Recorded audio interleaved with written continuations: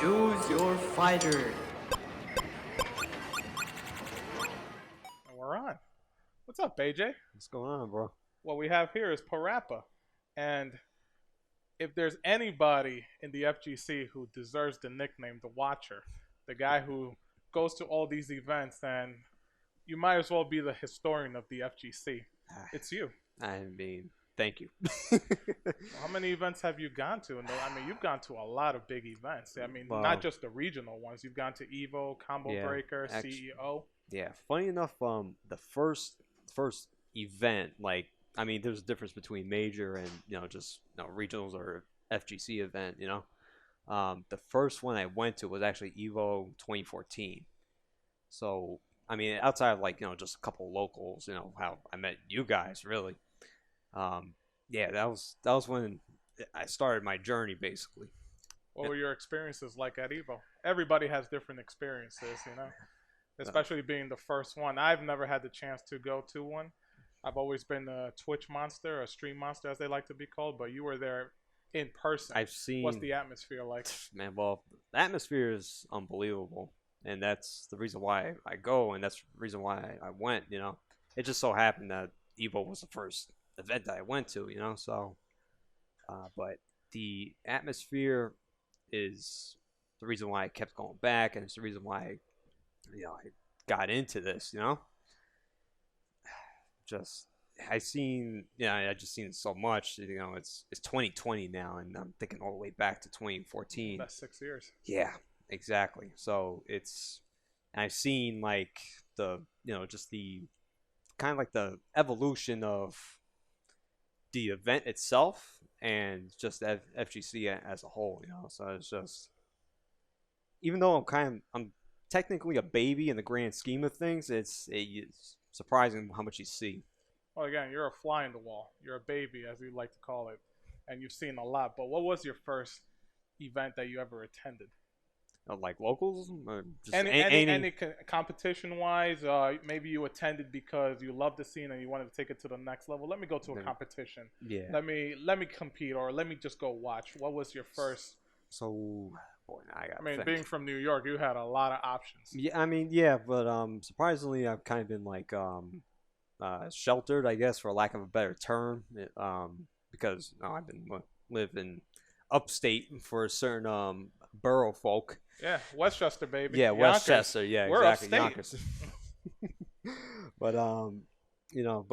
Because I'm from Yonkers, and the arcade scene in Westchester wasn't really popping like that, and I'm a 91 baby, so it's like I'm not traveling down to the city just to hit up Chinatown or anything like that. Yeah, you missed out on the big arcades. Yeah, so mine was, any arcade experience was bodegas or just Nathan's on Central Avenue.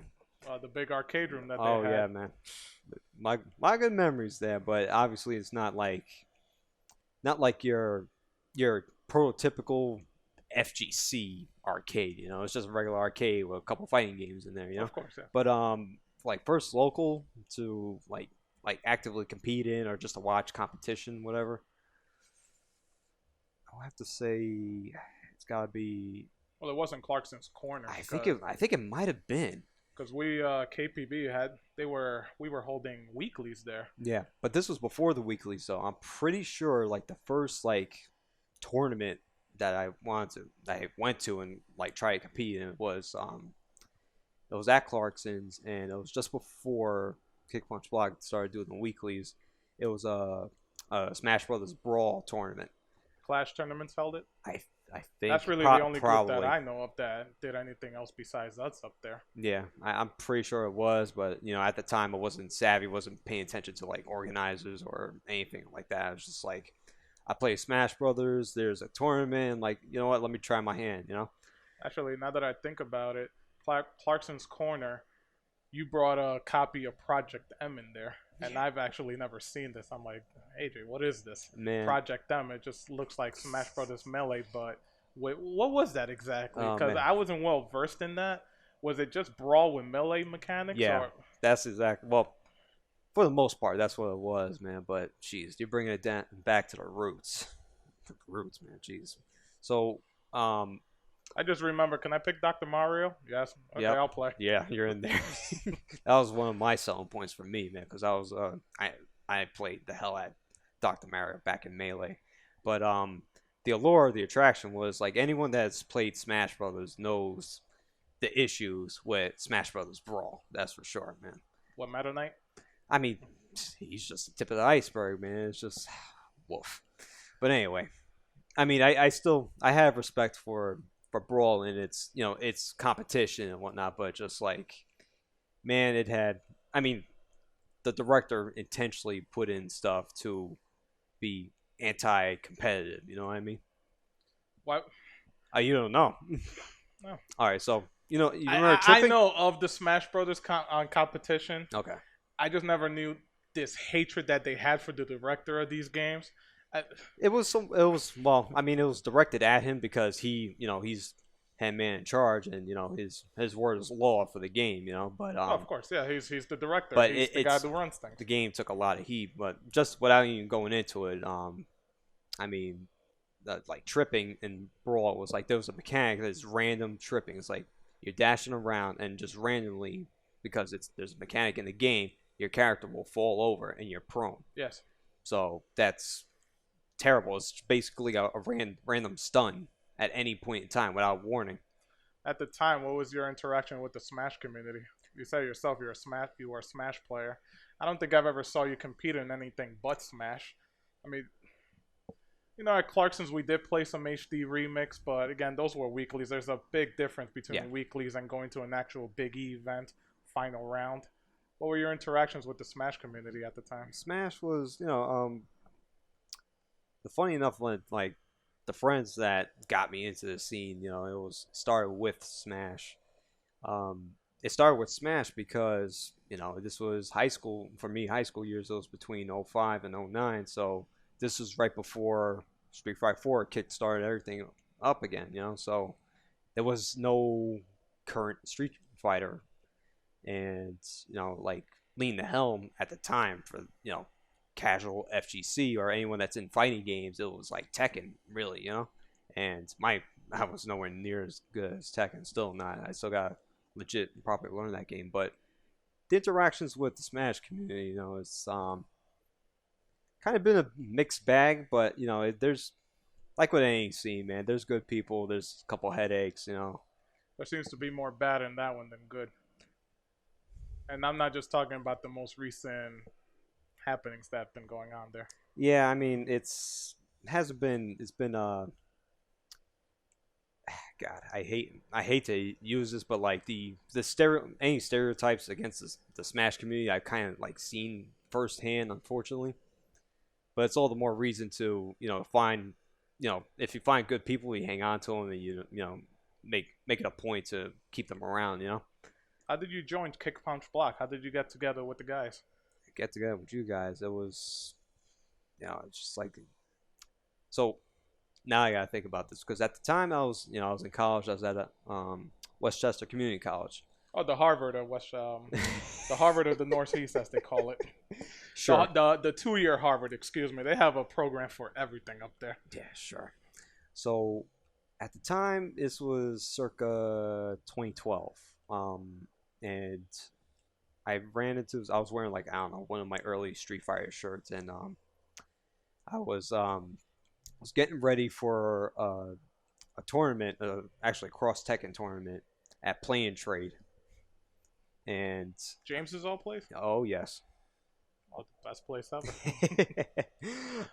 It was a team. It was supposed to be a team tournament for cross Tekken, and Reed was going to be my partner, and we were I spent the past 2 weeks because he never touched Tekken at all, so I spent the past 2 weeks showing him like the mechanics of like how the Tekken roster worked, just so he could get an idea of how to play against them defensively, what to look for, and whatnot. But so as I was getting ready to go there, I finished my classes, I was getting ready to go. I ran into this dude. I wonder if anyone still remembers him. He used to be a Clarkson's regular, Damien from the old RTB crew.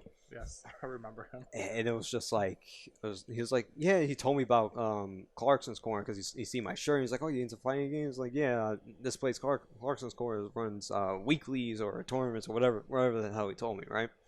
So then I'm like, all right, cool, something to check out. Get ready, we head over, and the tournament was a disaster. It wasn't doubles, it boiled down to singles, and if you remember those monitors, man, if you swim underwater with those monitors. Well, they didn't have gaming monitors like the Asus at Oh the man, time. they were far It was from just, Asus. Yeah, it was just a put together tournament by a group of guys who just wanted to have something fun for themselves with the hopes of some other players coming by. Yeah, it's a local, so it's not up to snuff, and they didn't know any better. It's just for fun, whatever. Well, at the time, locals, people were just putting so much stuff together. It wasn't anything professional. Yeah. And then when you got actual players showing up and they're complaining about monitors, some of these guys look at it like, what are they talking about? Yeah, you just look at it and you had two heads. But you didn't know at that time. That was just like at the time that was like making that mainstream jump. But I go to the tournament, lo and behold, Damien's there. So it was just like, it felt like some kind of synchronicity, So I was like, I see this dude, I gotta head over to the Clarksons, and then sure enough, stuck around long enough, run into you guys. Started doing our weeklies there. By the way, to go back, the people who don't know, but Play and Trade in Westchester on Central Park Avenue, that was the haven. That was the best place. Was, man. We're having anecdotal discussions because we know each other from way back, but Did it's Jose just like, ever worked there? No. I've always just had this weird idea that he did. I know Andy worked there. Yeah, but Jose, did he work there? Or no, he just no, he didn't. He just hung out there all the time. Yeah. I'm not gonna blame him either. Sorry, guys, we're just throwing out random names with no context whatsoever. No worries. Keeping it moving. Well, that was Smash Country. The amount of people, Smash Country. The amount of people that would show up at that little store for the most random Smash tournament was amazing. Yeah, I think how many ringers used to show up too? How many what? Ringers. Yeah. I mean, I think Ray told me one time. Ray used to be this worker there. You could pay that guy $4 an hour, and he would still not leave that place. He basically lived there. Yeah, yes, he might as well did. He lived across the street. Yeah. I'm sure you heard that amazing story about how James must have fired him 3,000 times, and the guy just would not want to go away. Just to circle back to me being a baby and the new face to everything, I came late to that nucleus, that Play and Trade nucleus as well. Going back to Ray, I think he told me the most players he ever had there. And again, this is a small store. It's a small gaming store. About 65 for Smash Brothers Brawl. I believe it was. I think it was something crazy like that. They had some crazy Smash turnouts.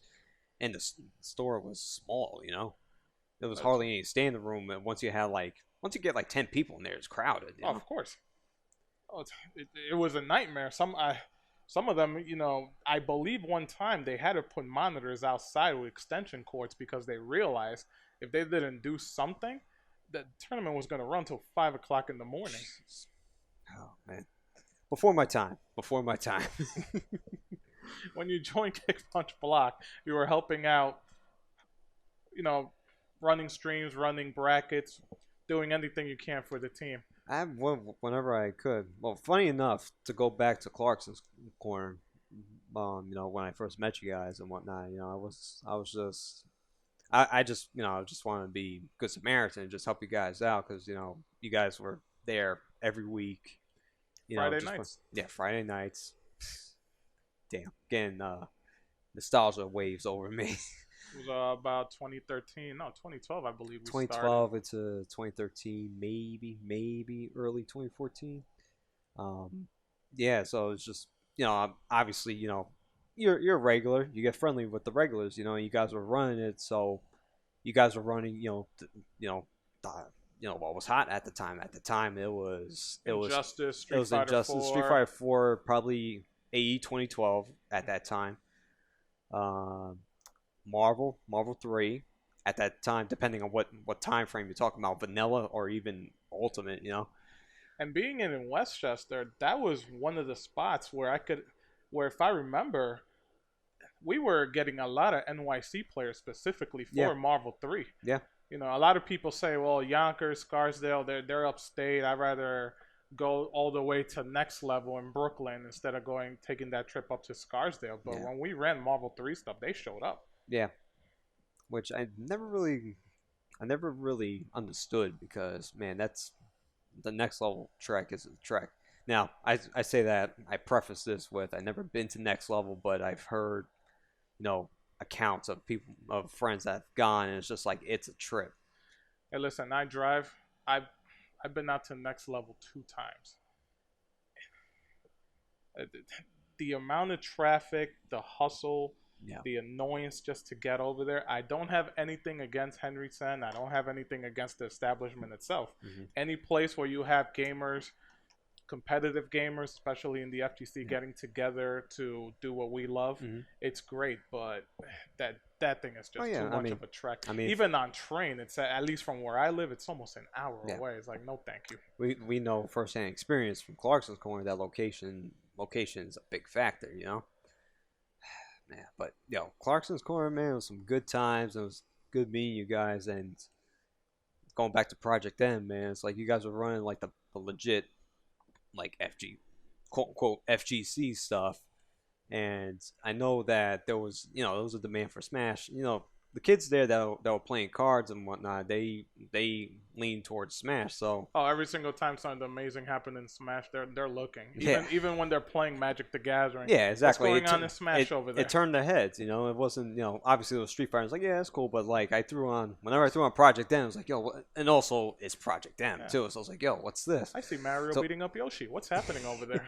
Isn't he supposed to be riding him? Yeah. So I don't remember how I came upon Project M, but I just found it, and I was heavy on Smash at the time. I just knew the issues with Brawl, and it's just like, hey, this is a mod that that's what it was. I was messing around with there's a with hacking my Wii, basically. That's all. That's basically how I got introduced with that, the homebrew channel and all that. So. Are we allowed to talk about that? I don't know. I just did, so there it is. That's illegal. It was just, I wasn't really going for the emulators. I was going for cheat codes basically for my Wii games because I'm a Game Shark kid, and I have a long history of backlog, and I'm just all about getting through it as quickly as possible. Who would win between the Game Shark and the Game Genie? That's something me and my brother always asked ourselves. I mean, at one point you do have a shark. The other guy, he's a red genie. So this was before I knew about like looking through old glitches and stuff like that. So Game Shark got me Mew back in Gen 1. So I'm by that alone, I say Game Shark. But I always thought that Shark would win because I love Jaws. That's probably one of my favorite movies. I can't think of any movie where Genie's a badass. He wasn't a badass in Aladdin. Depends on what medium. You ever saw those movies? Those old Death Wish movies? All Death Wish movies? I have not, but I don't. Wow. Okay, sure. Oh man, it doesn't matter anyway because they all lost the action replay anyway. Yeah, yes they did. Oh my god, yes they did. Thank God for the action replay. But that's what introduced me to the whole homebrew channel and that whole rabbit hole. So I was like, oh, Project M. And it's like this mod puts Mewtwo back in the game. It puts Roy back in the game. So it's like characters that were missing. That's what hooked me in because I'm big on having big rosters and like keeping the old nucleus intact. And I know Mewtwo was whack in Melee, but just the opportunity to have him back just as a Pokemon fan was just like this warrants something to look into. Well, if you love big rosters, you must love Ultimate. Yeah, I do. How many characters are in that game now? Yeah, all of them. We're not even talking about to put a number on it now. I mean, before the DLC, it was hitting roughly like 73, 74 in that ballpark. With the DLC now, it's almost at 8. I'm pretty sure it's close to, if not at 80 characters. Retro, how many characters are in Ultimate? Fact check. I'll say 80 to 81. There 80 you go. to 81. Yeah. So I was just like, you guys are just running the FGC stuff, so I'm like, you know what, just let me bring my Wii. Let me You bring have my passion copy. for it. Yeah, You still do. yeah, yeah. I love Project M for what it did. I mean, it was. 1 second. Water Because check. water check. Yep. Stay hydrated. Remember that, kids. Yeah. That's important. Yeah, for sure, for sure. When it comes to Smash, and it's the franchise I'm talking about, it's I mean, any video game franchise, there's ups and downs, and each iteration has its hallmarks and its quirks and its what the fuck moments. Like, what's happening here?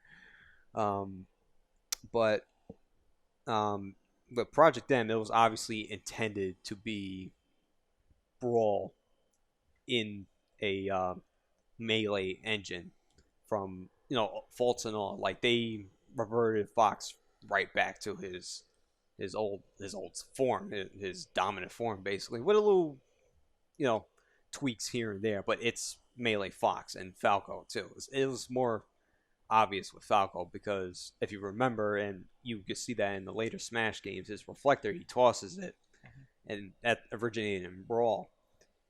Project M, he's got stationary reflector just like melee, so it is one of those those things, those curious things that makes you go, okay, that's I see this is where the bias kind of leans in a little bit. But overall, Project M brought like a lot of balance changes, made a lot of characters viable, and I was big on that because it's for as big a roster is, it sucks when only 5 characters are like legit, Like, or worth playing. Almost like Marvel 2. Yeah, exactly. That's a big time offender, but that's another story for another day. But yeah, so just brought my my setup over, and it drew the crowd, and then just hanging out. It became a weekly thing. Yeah, it was a weekly thing. Here comes thing. AJ with his Wii Project M. Yeah. Let's get some people in there. Yeah, I was just like, again, Smash countries. That's what Westchester is. It is Smash country. Yeah, it was funny because if looking back on it, I was kind of like Kick Punch Block DLC, really. One of the it's just original like DLCs. it's just like you guys had the Street Fighter, Marvel, Killer Instinct at that time, certain days. Injustice, maybe depending on the mood. Mortal Kombat. I remember you used to bring your Dreamcast and run Project Justice too. So whenever you were feeling like it, it's and like you got all of that, and I'm like, all right, here's my Wii. Here's this Smash mod that's like getting a big push from the scene right now, and like this is just the introduction. It's like, if you like Brawl, if you didn't like it, this is maybe you like this. If you like Melee, well, this is like an updated Melee, basically. So like, see if you like it, and then it drew a crowd, and we had fun. When did you take your when did your passion for writing about FGC events start? Because you do reviews. You've also told me you've done articles into game mechanics. What else do you do?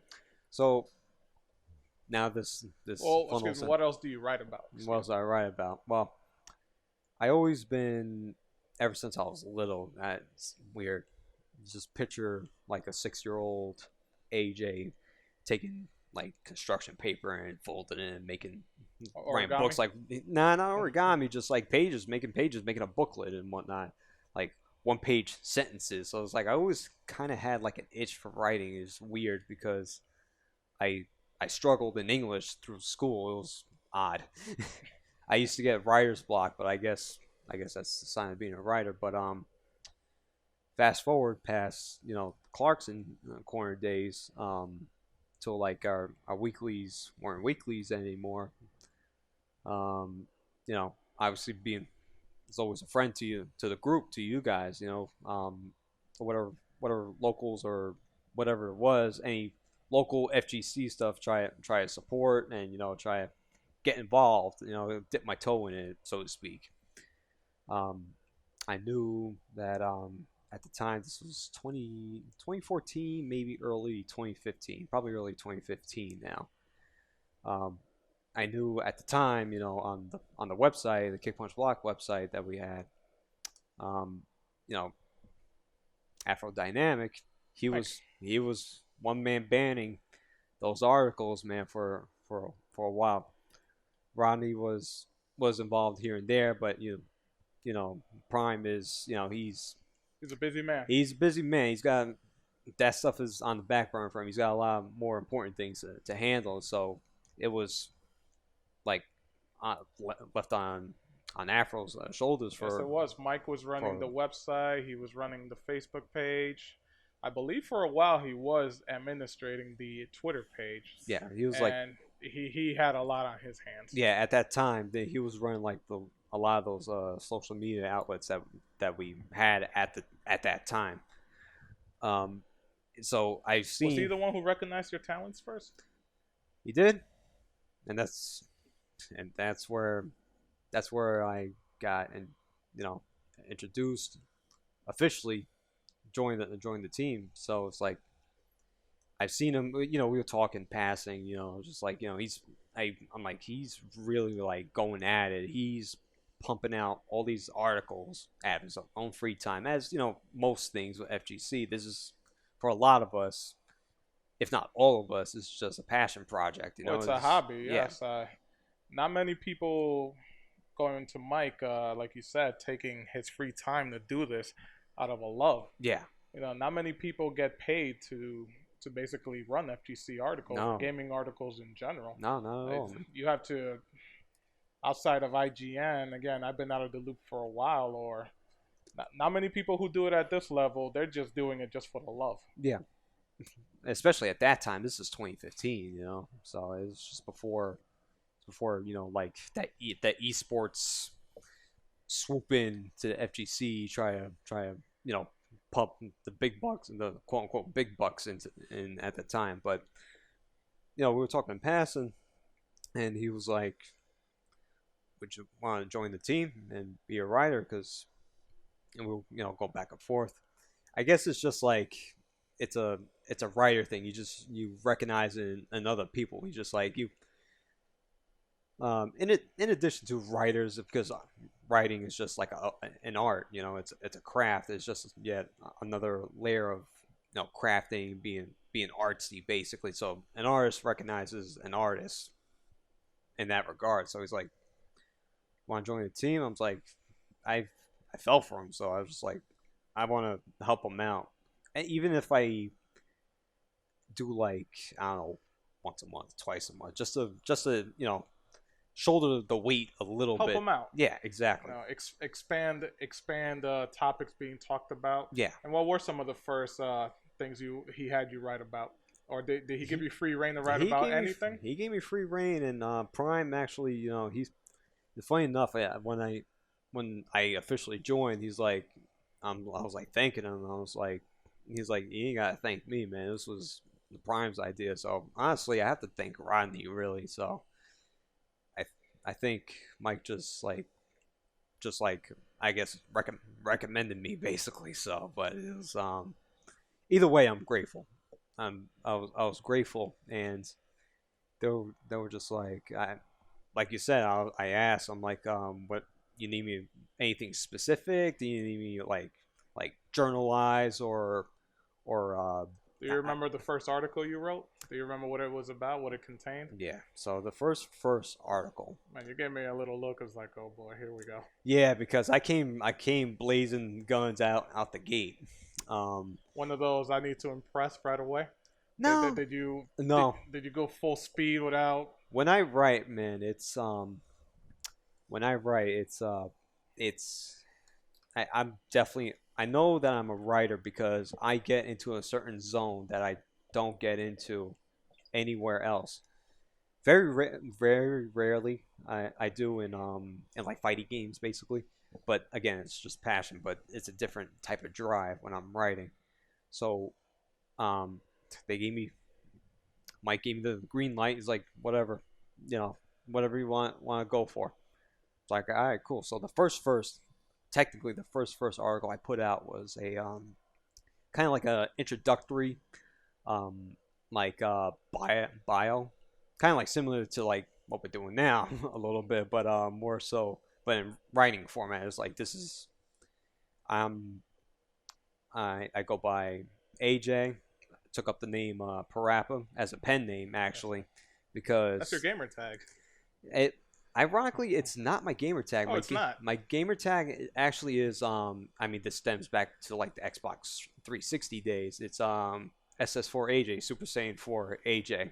Hence the shirt. Yeah, hence the shirt. One of my favorite characters just from like aesthetics and whatnot. Gogeta. My favorite color is red, so I'm a sucker for that. And you know, who wasn't a Dragon Ball head at, you know, mid 2000s, you know? So Super Saiyan 4 AJ, but I thought everybody hated GT though. everyone does. GT's got issues, man, but it has some merit. It was just poorly executed.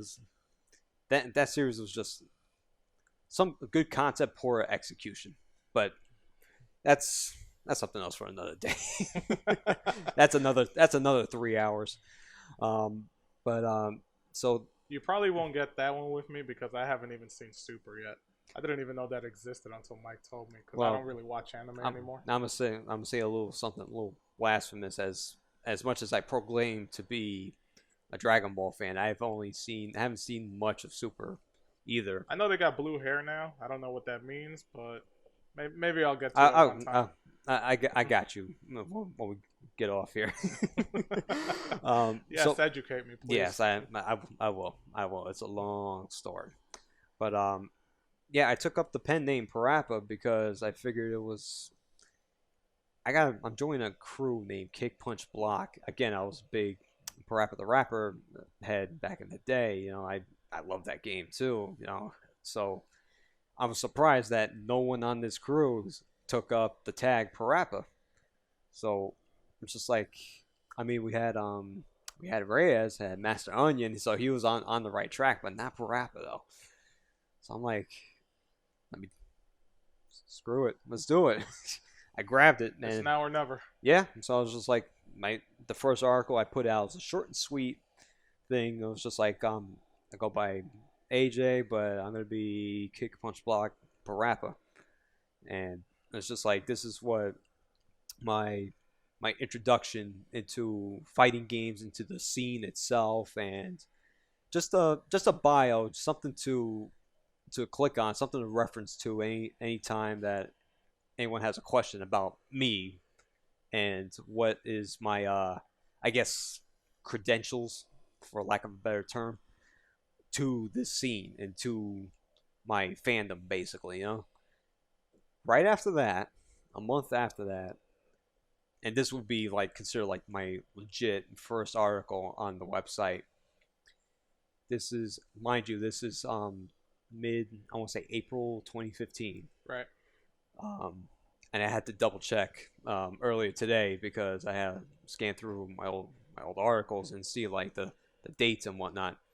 Yeah, it was around April 2015, and around that time, it was, if you remember, Ultimate Marvel 3, especially in the New York scene, it was Marvel is Dead campaign, you know? So I was just like, Marvel 3 is dead. Marvel is dead. So I just... Those were some more fun times. Yeah, it was more fun times, and it was even funner to rip into it. So I was just like, Afro gave me free reign. I'm like, all right, let's go. My first article, I still remember. Marvel is capitalized not dead. And basically that article went into the passion, you know, in the New York scene and just in general, the scene, the Marvel scene of Marvel 3, you know. It's just like they're saying that this game is dead, but from what I've seen at Evo prior and Summer Jam prior in 2014, and the stuff you see on YouTube, the competition, the passion, the fervor, you know, and the this was right around the time where, like, you know, Virgil was almost not exactly solidified as the end all be all anchor and, you know, that type of stuff, you know. there was still a drive for it. There was still a passion for it. There was still fierce competition. There was still rivalries to be seen, and also there's a whole. You have your, I called it the tier hierarchy because the balance, the parity, not the balance, the parity of that game, the game's roster was lopsided.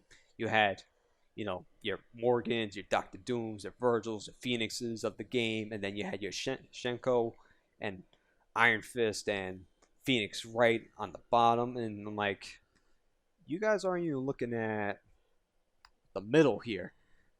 There are characters there. Like too. there are characters there, and I gotta give shout outs to our boy Gilbert, the Punisher, for showing us the raccoon Love that tech guy. at that time, and nobody knew, man, and people ate a lot of log at that time, man. Well, you say you covered Evo, you covered a lot of events here, and now you're a writer. As a writer, how do you translate everything you've seen onto paper? Because not many people could write about video game esports events. What was your process to translate everything onto paper, onto a website, onto Mike, so that way he could see it? He's the editor. Yeah, he was Like, my editor for how the do you longest. translate that? Well, Because again, not many people were doing it Yeah. at the time. yeah, well, At least on the local level, like we've already talked about. well, there was some coverage, but it was just more so like in like Or at least blog as websites. as in depth as you do it. Yeah, but it You was have first person accounts. obviously 2020. FGC blogs and articles are a lot more rampant than it was 5 years ago, Of course. and et cetera. This organization. Yeah, well, yeah. It's like I circle back to what I said, that writing's basically a craft. Like not everyone is adept to taking thoughts and putting it on paper or typing it out or writing whatever it is. I always kind of struggled with speaking, so doing this is kind of like a new experience for me. But it's whatever. I could adapt to it now. But I've always been more at home when I have time to ponder my thoughts, to get it in like proofread it basically in my mind and on paper and whatnot. And I think that kind of attributed to a lot of my writer's block when I was a kid going through my academic years. I would try to, it'd be like so much to get at once, and it's just like I can't even get a sentence out. But luckily I gotten past that and gotten better as a writer for that. But it's in the respect of doing, like, taking in the atmosphere and like writing a review. It wasn't a review, it was more like a recount of like my experience basically. And that's kind of like what helped, because I'm just putting to paper, into words, what I'm seeing, what I experienced, and what I just felt. And what I felt was, when I go out to these events, is like magic. And it's just like, I didn't, like 5 years prior to that, like 2010, 09, when Street Fighter 4 dropped, like I knew, of course, that there's always someone better out there. There's always like some dude out there that's like sick at X game or whatever it is. But I had no idea, like there was like a basically an underground scene of like, of names and players, and just like a scene, a legit community. The thought never occurred. So You never the idea of a competitive community, though, the way the FGC is. Yeah. I mean, you knew people. Yeah, I know. Play for quarters at an arcade or got Yeah. together locally, but Yeah. just a bigger entity. Yeah, I knew of, like, obviously there's going to be, for video games, there's competitions and whatever, but I just didn't know, like, there's like a whole acting body. There's events, there's like rivalries and et cetera, the story of FGC and things like that.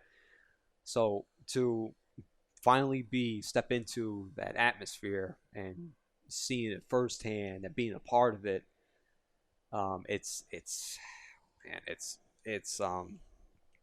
definitely not overwhelming, but it's just like, it's like get a little bit of awestruck. Well, when you went to big events like Big E tournaments, Evo, when you were becoming a writer for KPB, did you do it traditionally the way some journalists would do it, like sports journalists? Did you take a pen and paper, maybe had a chat with a few players, some people that were there? Did you just stand back, watch everything, and you were able to concentrate? But which is your best way to concentrate so that way you could translate everything to paper later on? Yeah, well, Are you more interactive with the crowd, trying to get a bit here and there? Did try to talk to any organizers? Hey, how did your weekend go? not really. I mean, that's been kind of like one of my flaws. I'm not vocal. I wouldn't I keep to myself. Don't really, like I'm not outgoing like that, or at least ironically is because of the FGC I've been a lot more outgoing. So this is why I stuck around, because I feel like this is good for me as a person. I notice that when I go out to these events, I myself am more outgoing. I'm A more lot of outgoing people are person. like that. Yeah. Is it because you're among people who have the same passion? Yeah, I or- guess it's just an underlying uh I struggle to find the word like an underlying interest, that like you're here for a common cause or a theme or something like that. So you, at the You're very not afraid. least, You're not afraid Yeah. to go up to somebody. yeah, It's exactly. like, You have an icebreaker at least, so that's what it was. But no, like I wouldn't like go out of my way to talk to people, or like try to get interviews or whatever. Like it was more like uh my style would be more like a kind of like a journal entry, really, and just tell about my events, my interactions and stuff like that. Um, I remember, I recount, I tell this. You probably even know this story. Like um, Evo 2014. I'm just like taking in the atmosphere, and that it was it was my first FGC event, just as much as it was a getaway, a father son vacation to That's Vegas, for a lot because of it was people me and that dad. don't know, Parappa's father is very much into the FGC. He loves going to events. Yeah, he's down. He's just down to travel in general, and just like to take in the atmosphere. So it's like he saw that I was taking interest in it. And he knows, like, going back. And I as an always been, attendee, he loves it. he He's the enjoyed it. kind of guy who's not going to get into the backstage stuff. He's not going to get into the super details of it, but as just an attendant, again, I've talked to him, son, he loves it. Like you say, it's Yeah. just father-son Yeah. getaway. It's a good way to travel to Vegas, go to CEO down in Florida. Yeah. And so for a lot of travels, it was just an excuse to get away, and it just so happened these certain locales, we have families, so it was just like it was a family vacation in addition to I'm hitting up an event, so it was just like an excuse to get together. So Evo 2014, it was a getaway. It was my first time in Vegas. It was his, I don't know, maybe third time. I'm not exactly sure, but Did you visit the pinball museum over there? no, it did not. That's one of my must-go places. But when I go over there. we were hitting up the spots on the strip and all that. But it was it was a eye-opening experience for both of us, because I was introducing him to my scene, and like, this is what I'm into. And he's like, he understands only like 20% of it, because obviously he's not gonna follow the games and stuff like that. But He he knew it knows, was a competition. he knows competition. We're I come from a long line of coaches. My father being a coach, my grandfather being a coach, my uncle being a coach, youth baseball and basketball, Organized sports. Yes, so Which he is knows. another story. Yeah, that's a whole other story. But the point is, he knows competition, and he knows he puts a lot of emphasis. His coaching style is a lot of emphasis on heart, and just trying to working with kids. So he's just trying to mold them and push them to their best potential. So it's the same thing in fighting games and video games. It's competition. You have to it's a craft. You work at it. It's a skill, basically. So that was our underlying bond. Like, he understood the passion through competition for the sake of competition. And it was, we were taking everything in. And circle back to one of my recounts, I entered the Vampire Savior side tournament that they had, because at the time I was big on Darkstalkers, still am, but like I was like actively playing it. And I hit up the pool, and I'm like, just waiting around to be called or whatever. They take attendance, they start calling up, and I think I was the third one to get called, and they go, the guy running the brackets, he looks familiar, I just can't recall his name, but anyway, goes AJ versus Haitani. I'm like, get the fuck out of here. I get my top Japanese player. My first Evo match in a tournament, and I get drawn against one of the Japanese gods. Oh man, I took a round off him. That's all I could. That's all I get. I took a round off him and no perfects. That's the best I get. For taking a round off him, did you get a participation medal? Nah, I wouldn't want it anyway. But it was a cool experience. I was like, let's just have fun, man. You just reminded me when Street Fighter 4 was on top of the world for a while. SRK and maybe Event Hubs, they would actually run a first, front page article about who's the poor sucker that gets Daigo first in Street Fighter 4. I'm sure you remember those. Yeah, I remember those. Yeah, for Haitani, I was that sucker, but of course he went on to win the freaking side tournament. How many players? Well, a healthy amount of players. I want to say like maybe like around 30, 35, maybe 40 players for that side tournament. Well, that's a lot for that game.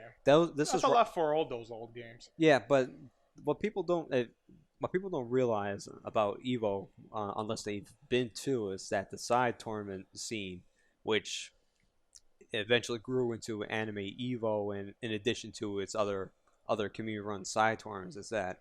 Before you go on, I've always wondered, and I never got an answer. Maybe it's because I wasn't asking it properly. Why the name Anime Evo? Because it's predominantly anime games, obscure anime games. That's silly, though. Well, I mean, gotta call it something, right? I guess. But Anime Evo, I never got the name. They're running stuff like Aqua Plaza, Melty Blood, and. Well, it's the event to hold those tournaments at, because I guess the experience, again, it's Evolution. It's the big one. Yeah. It's gonna draw a lot of more players than normal, and then, like exactly. you said, Vampire Savior had how much? 40 players. I think around then at that year, and they always have a decent turnout every year, and as do any of those old those throwback OG retro, whatever you want to call. Well, games. you've seen Anime Evo firsthand, and if a lot of people don't know, I'm sure the majority of people who listen to this do know what it is. It's basically the side event for all games that never made it into the main stage. Yeah, anything that wasn't main stage. Like, it's always kind of, those games have always been played, but I think, I forget which year, maybe like 2017, around there, they finally like branded it and took up all those anime games in a couple other obscure games as well, like Ninja Turtles for the Super Nintendo, like those type games, Tournament Fighters. Yeah, Tournament Fighters. Yep. Those type obscure side tournament games, they took under their wing, in addition to like any other spin-off, like the offshoot NRS game, depending on what year it was, either Injustice or Mortal Kombat, or running even Mortal Kombat 3 or whatever, just like those type tournaments. But what people haven't been to Evo, and they haven't seen, unless they actually follow the streams and whatnot, is that the competition is just as stiff as the main stage. You're still attracting players from around the world, so you're gonna get the top head, or like the ringer from across the pond. You're gonna get some dude from South America that's ready to bust ass in KOF 98 or something like that. Is it because Evo itself, it has the most attendees for said games it may have the most money, or is it because I get to have an Evo title? Maybe a bit of both, but it's the draw that brings everything around. Now, keep in mind this is because it's the prestige of that tournament. If it was by any other name, or if another tournament had that draw, people will still come out in droves and whatnot. It's just that's the allure of it, and that's the reason why the competition is so high. So it's something to see. Like even on like a group of like when I competed in Vampire Savior all those years ago, it's like yeah, there's like 30 to 40 players, but they're all good. They're all killers. It's something that you don't see because you see, you look on a stat sheet and like what are the attendees? You see 40 as opposed to like the thousands that come out for a main stage game, and it's just like you think it's nothing. The matches or whatever. Nah, man. Some of those matches are just as good, if not better, than the main stage, depending on the game.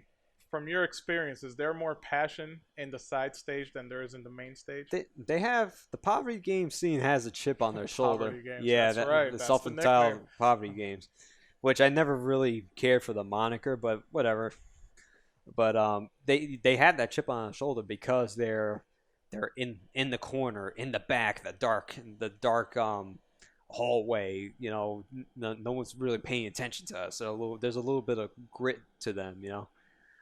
It's weird because I've heard that term so many times, and you said some people take offense to it, some others embrace it. Yeah. To me, it's all about the competition. Maybe it's because I'm just not that passionate about it. Like I would go, even if I would attend a big E event right now, if UMK3 is there, MK9 is there, you're playing it. Yeah, I'm playing it. I never really look at it, oh, well, you're a poverty game. You don't get no stream time. Maybe it's just the way I'm built. I don't care. I'm just there to play the game. But some people really do have a hatred and a love for that term. Why is that? If you were to ask me, I think it's a generational thing. Is there more love or hate for the term? How about that? I'm not sure because it's not a good question for me, man. I wouldn't really know the answer for that. I have a couple friends that can answer that better, but man, oh man, I don't know. I mean, I think it's if you were to ask me, what you are, it's I think it's a person by person thing because some people do feel a certain type of way because they get no stream time. They love the game and they hate that they maybe inferior modern game or something like that in their eyes get more screen time, and it's just like damn, I get no respect. And then you have the other heads that's just like I'm here to play, I'm here to bust ass, so let's get it going. I don't care who I'm playing, grab a stick, let's go. So it's like that. I mean, that's my view. I got into the Super Turbo scene like that, so I've seen it playing my game that I grew up love playing. So I don't care. I'm here to play people. I'm here to get better. In my case, and just absorb the atmosphere. Maybe make a friend or two. It's the community aspect of it. But going back to one of the original questions again. Taking Evo, something of that magnitude, how do you put it on paper? Yes. It's what do you decide to?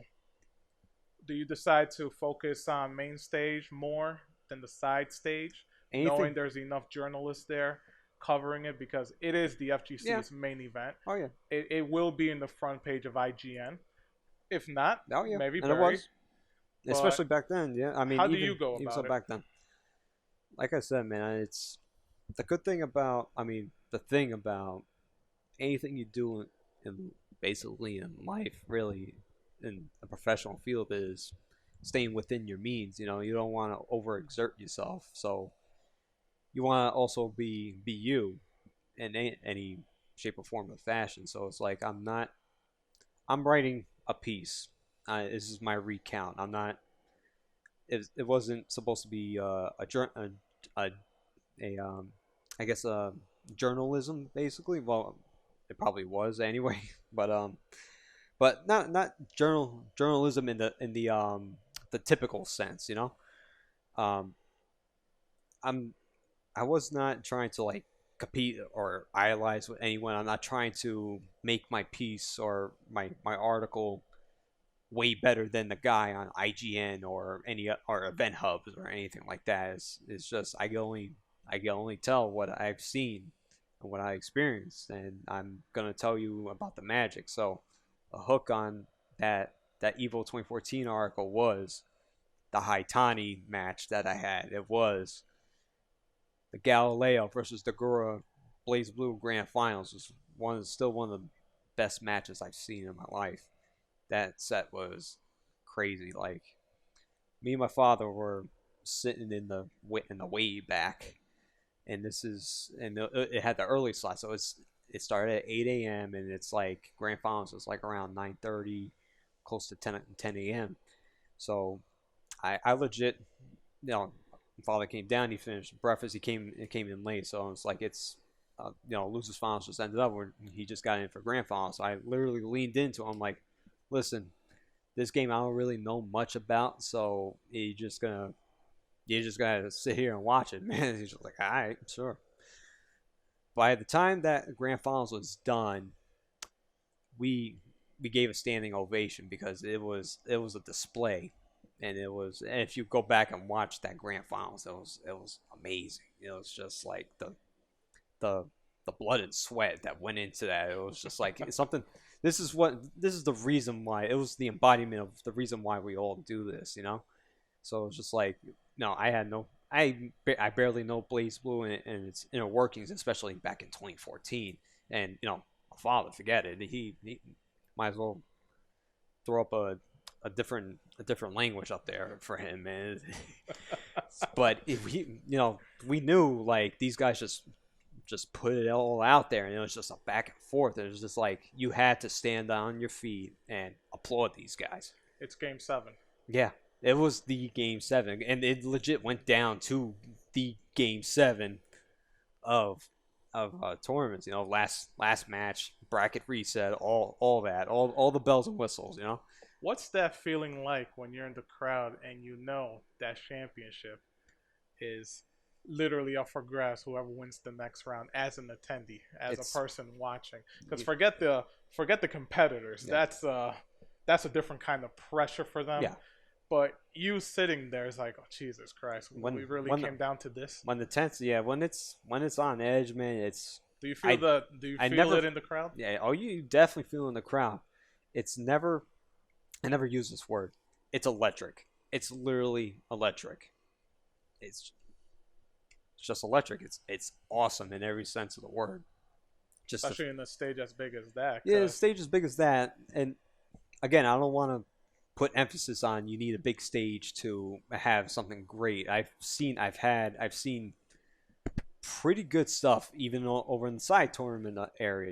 It's just like it's obviously on a lot lesser scale. It's not on a big stage. It's on a cabinet, like a little off in the hallway, and a group of guys that's huddled around going, ooh, ooh, ooh, doing that stuff, But they both have their merits, but just like a main stage, huge crowd, literally electric, What are the after hours like?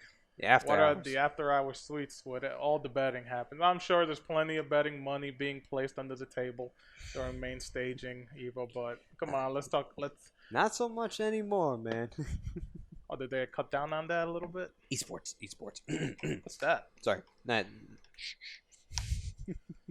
That's an evil word in this community, isn't it? Apparently, but after hours. The after hours, well.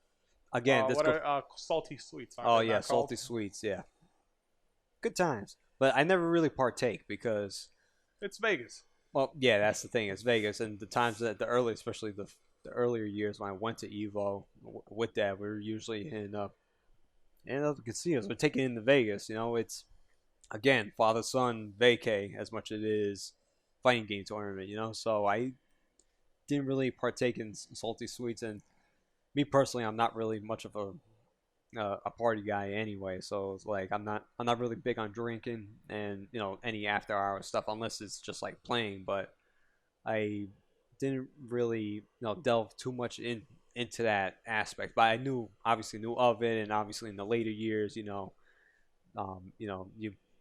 hit up so-called salty sweet, hit up a move, Well, you've a been room. to Evo. You've been to the big boys like CEO, Combo Breaker. Have you ever traveled to I have any? not been to the Combo Breaker yet, actually. Oh, you haven't? I I have thought you not. did. I've been to CEO a couple times. No.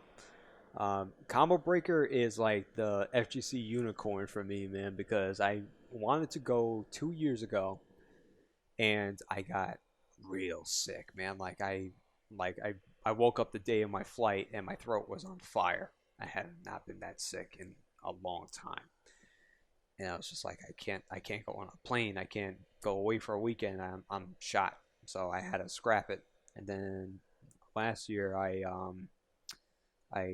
dropped the ball on a bunch of things, and the logistics weren't there, and I had to scrap it again because that was mostly my fault. Getting a room, getting funds together. It's just like the stars were aligning against me for that, and it was just like, damn. And then, fortunately, this year, enough said. Well, you've been to Canada Cup, right? No, I have not. Well, besides, let's take Canada Cup because that's the easiest one to get to. Have you been to any other international events? International? No, actually, no international stuff. Like, Would you want to go to one? I mean, I think maybe, but again, this goes back to me. I'm just like, I don't really like to travel out of the country like that. I've been to DR a couple times, and Well, I'm Dominican. Don't you just love that? The resorts over there. sure.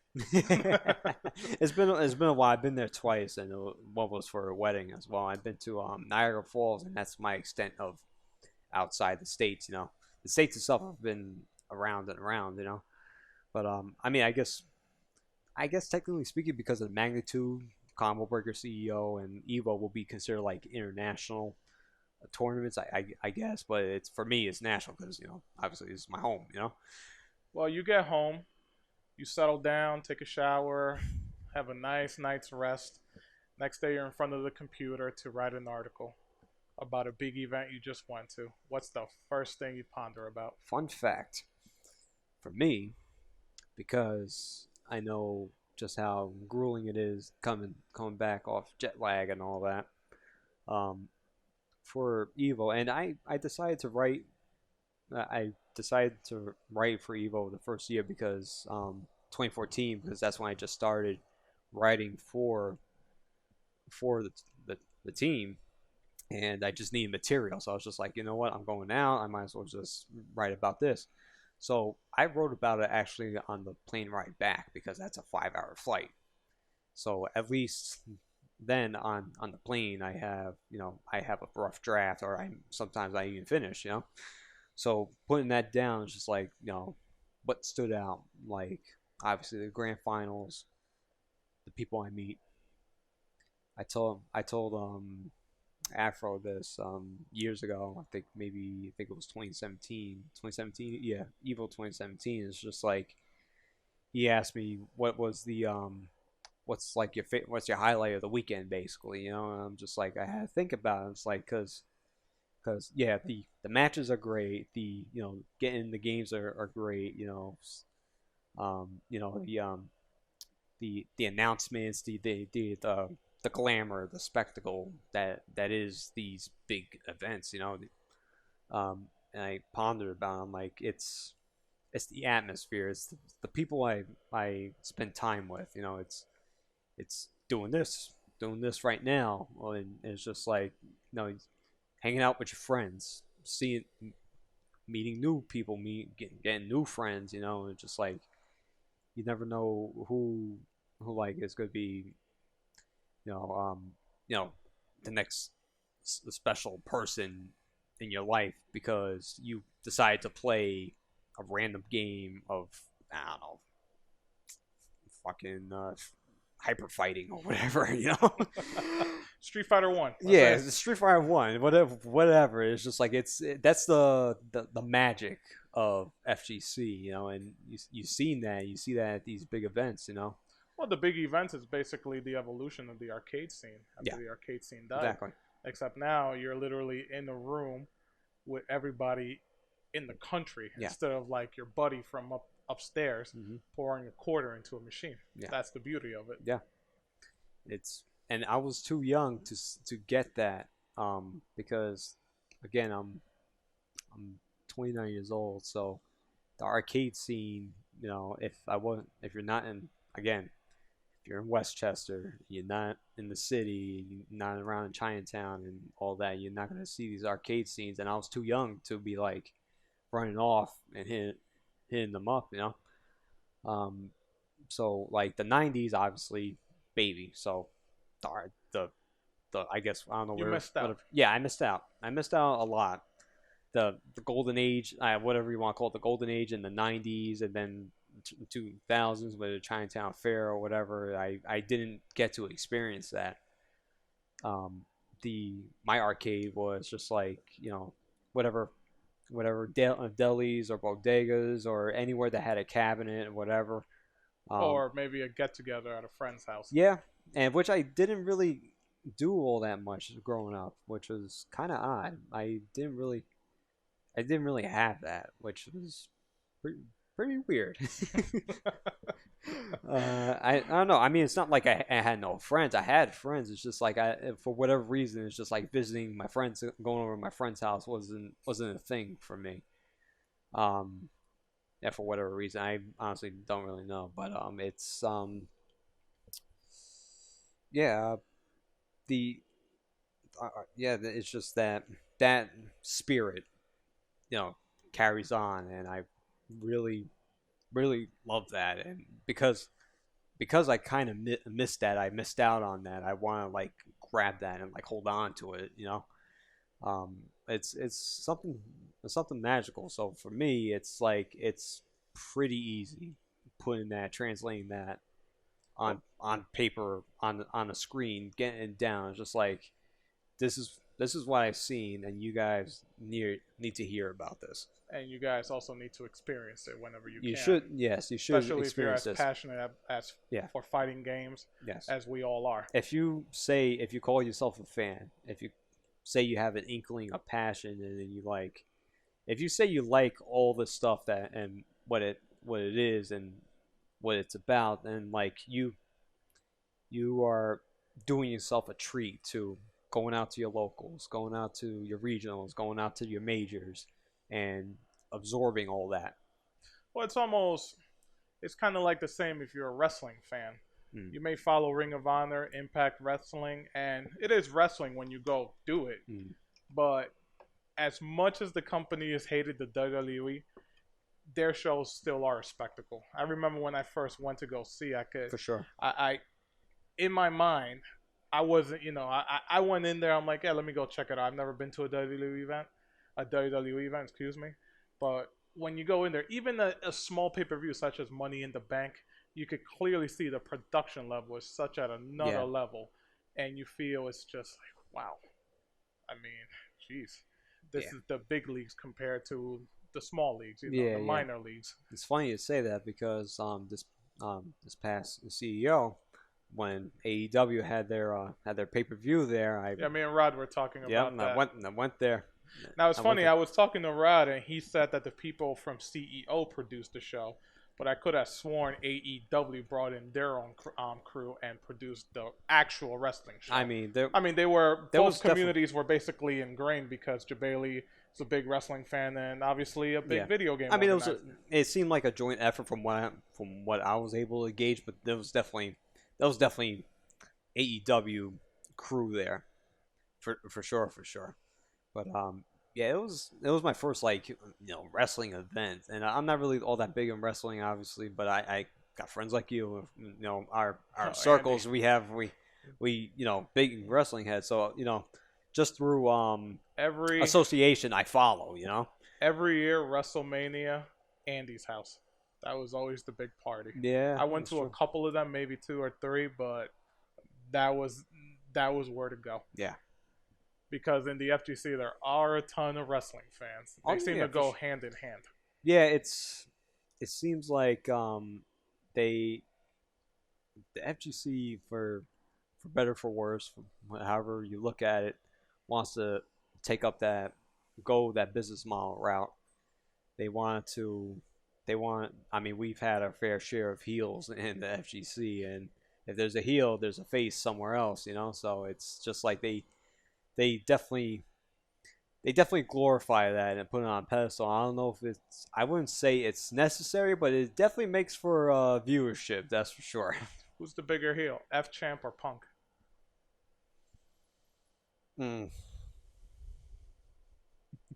Retro, do you have an opinion? Oh boy, I mean, I have an opinion, man. Retro's over there with a face is like, That you definitely asked the wrong question, my man. To answer your question, F Champ, but then that's all I'm saying on the map. Ultimate heel. I don't know if that got picked up or anything, but yeah. We'll get to him soon enough. Retro Station, that is. He'll be sitting down here. Okay, good. Well, listen, man. It's been fun. Mm-hmm. It was a great interview. Where can people reach you? Reach me? That's the thing. You can't reach me. Oh, it goes shadow. But to be fair, just to give you a peek under the lid, I am trying to work on my own blog website. I'm trying to get that going. That's right, because the KPB site is it down, and some of your articles under can't construction. Oh, it is under construction. It's unfortunately we had some gremlins with it, so a lot of the old stuff is gone now. So I can't even reference my old stuff. But do you have hard copies of them? Yes, I do, of course. Yeah. So hopefully you'll be able to upload them. The idea is to re-upload and trying to learn web design and try to be more of an assistance in that regard to the squad and everything. But I want to get that going in addition to try to get back into the flow of writing more, try to get my freelance going. But I'm only on Facebook, and honestly it's personal account really. I'm not big on social media at all, so you're just like me. But once not that I have anything against it, I just have no use for it. Steve told me, he demanded that I get it's a lot to keep up, and unless you have something, I'm not gonna make him mad. Unless you have something to sell, it's tough. But there'll be more news to come once I finally get that going. I actually have something to present to the public. Well, we look forward to it, and when you do get that out there, we'll definitely see about getting all that information out there for you. AJ, it was fun. Thanks Take for care, having me. guys. Be good. Be well.